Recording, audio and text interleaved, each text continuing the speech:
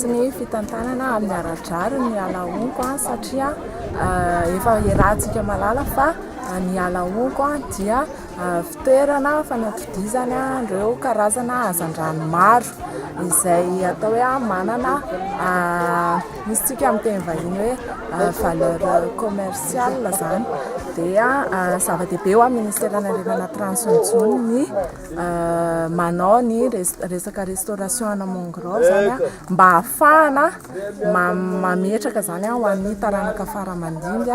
ireo arenana tany.